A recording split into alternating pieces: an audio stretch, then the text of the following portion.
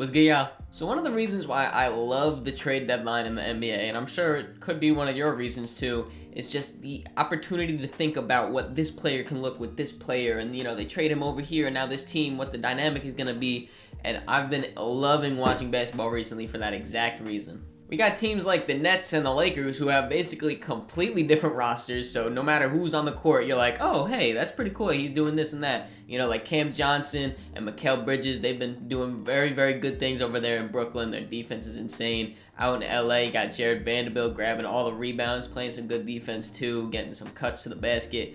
But there's one guy that stands out to me specifically. It could be a little bit of a hometown bias, I don't know. But Josh Hart, man, he has been killing it ever since he got traded. To be fair, he's only played 2 games so far, but if you guys have watched those 2 games, he's been just an absolute monster on the court. Like I said, it's only been 2 games, so take this with a grain of salt, but when you look at his numbers from Portland this year compared to when he got traded to New York, it is just blowing him out the water with production, man. He started all of his games in Portland with about 33 minutes per game, averaging 9.5 points, 8 rebounds, 4 assists, on some pretty good efficiency. The 3-point shooting, you would like to be a little bit up, but, he's having a down season. And when you compare it to him playing in New York, he's coming off the bench for the Knicks so far. I want to say so far, because the way he's been playing, he might be starting. And he's getting about 27 minutes per game, averaging 19 points, 5.5 rebounds, 3 assists on incredible shooting efficiency. That's definitely going to fall down, but still, incredible start to his Knicks career. He's shooting more threes, and he is super active on defense with his hands. In my opinion, the Knicks got a steal for getting Josh Hart. They gave up Cam Reddish, who didn't play for them, some salary filler guys who didn't play for them, and a lottery-protected first-round pick this season. And the Knicks have been floating up and down throughout the standings like most teams in the league this season. It's been super close, but we've never really fallen too much below like that 8 range. We've never really gone below 8, never really gone above 5 to be fair, but we've been stuck in that range a little bit. So it's looking like we are going to at least make the playoffs, which means that lottery protected pick, it's whatever. It can go to Portland if it needs, but worst case scenario, we will keep it, and we still obviously have Josh Hart. And in my opinion, Josh Hart has brought basically exactly what the Knicks have been needing all season to this team. Our backup guards, we were running Emmanuel Quickley, who's about 6'3", 6'4" maybe, and then Deuce McBride, who he's listed at 6'1", but I gotta be honest, I don't even think he's 6 foot. And Josh Hart's bringing a little bit more size coming off our bench with IQ being 6'5", but he plays way bigger than that. The big key word with Josh Hart is rebounding for a guard. He's a great rebounder for a guard, but that's not even what I'm talking about when I say he plays bigger than what he is. He cuts and drives super hard to the basket, gets some contested finishes like it's nothing, and really absorbs that contact. He gets inside the passing lanes, he really bodies up people on defense. He'll take the challenge on anyone, really. One of my biggest things with the Knicks that I hate on offense what they do is they over dribble and stand around an incredible amount of time. There'll be possessions where it's basically, I don't know what the play call is. It's probably not even a play call. It's just Julius Randle isolation, Jalen Brunson isolation. That's about it, and there's no movement at all. Quentin Grimes, I will give him his credit. He does cut to the basket here and there. He's really good at attacking his closeouts too for when they help out. And Josh Hart has been doing that times 10 in his 2 games that he's played with the Knicks. I remember specifically in the game against the Nets that just happened, there was a play where Isaiah Hartenstein had the ball on the block right here, posting up, and then right behind him, Josh Hart just darts right to the basket. Good drop-off pass to him.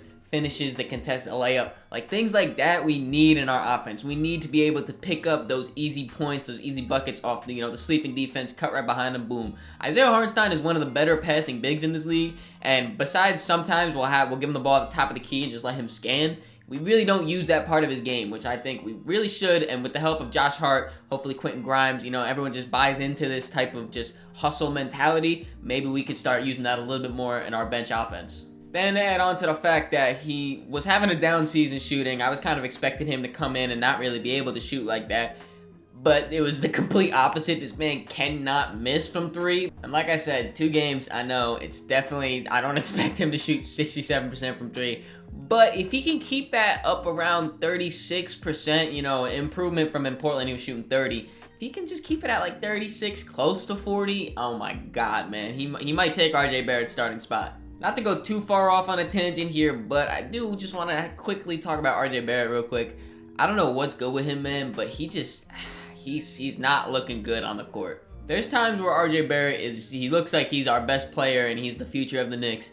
And then there's times like this where he looks like he shouldn't even be a starter in the NBA, man. I really need RJ Barrett to get some more consistency in his game. You know, he's not knocking down threes at all right now in this stretch. He's going to the basket pretty soft. Like, he's looking for the foul almost, and for his whole career, he hasn't gotten a good whistle. So I don't know why he's really doing that. And then on the side of the ball where your head coach hangs his hat on the defensive side of the ball, you went from being our best, I don't know if I want to say best, one of our best perimeter defenders last season to being our worst defender on the whole team, bro. It was a possession where this man got beat off the dribble by Joe Harris. No disrespect to Joe Harris, but he is not athletic. He is not a guy that should beat you off the dribble, man. You know, if he's not beating you by going like this, that's bad defense by you. And I know we just signed him to that big contract, and I know he's our 3rd overall pick, but the way Josh Hart's playing, I'm saying if he plays like this for a good 5-7 game stretch and we're hooping, we're winning, we might just have a conversation. He might have to start over RJ Barrett. Well, back to Josh Hart, you know, we talked all about his offense and the incredible energy he's bringing on the offensive side of the ball for the Knicks. And we haven't even talked about his strength yet. His defense has been insane. In the first game against the Jazz, the Knicks kind of had a more of like a free safety Roman type of thing. The Jazz just traded away a majority of their perimeter guys. Jordan Clarkson wasn't playing. I think he was sick or maybe something. I don't really know. He wasn't playing regardless. So most of their offense was coming through Lauri Markkanen, not really through a perimeter player like that. So Josh Hart was just hanging back, grabbing rebounds, you know, getting in the passing steals, getting out in transition. Like, he was really just killing it on the defensive side of that ball. And then last game against the Nets, they had him against Spencer Dinwiddie, who, I'm not gonna lie, Spencer Dinwiddie was cooking the whole game. But Josh Hart he got caught on a few tic-tac fouls, you know, coming off a screen, you know, cutting the screen close, trying to get around it. They called him for a foul and stuff like that. But overall, from the field, Spence had a tough time getting some good shots off of Josh Hart. Like I said, he did get to the free throw line to get most of his points.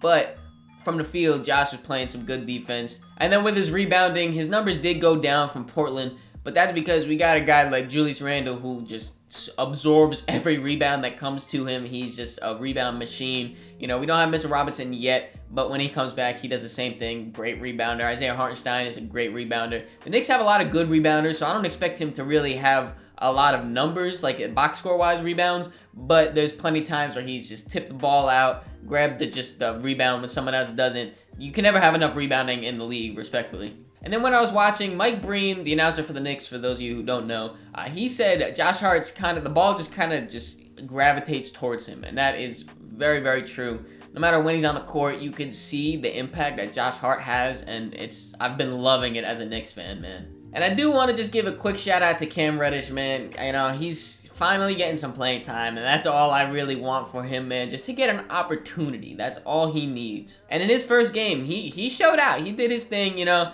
Obviously, he's not going to be a focal point in that offense. You have Dame Lillard, you got Anthony Simons, Jeremy Grant, all these guys. He's not going to be a focal point, but he was taking advantage of the shots that he had. He was knocking down the three, driving, cutting, getting some rebounds, you know. He was just being active on the court, and I'm loving that for him. And then for you Portland fans that are watching, if any of you are, don't feel too bad. You know, Matisse Thybulle too right there. He just had an incredible game last night against the Lakers, knocking down shots, blocking shots, super active.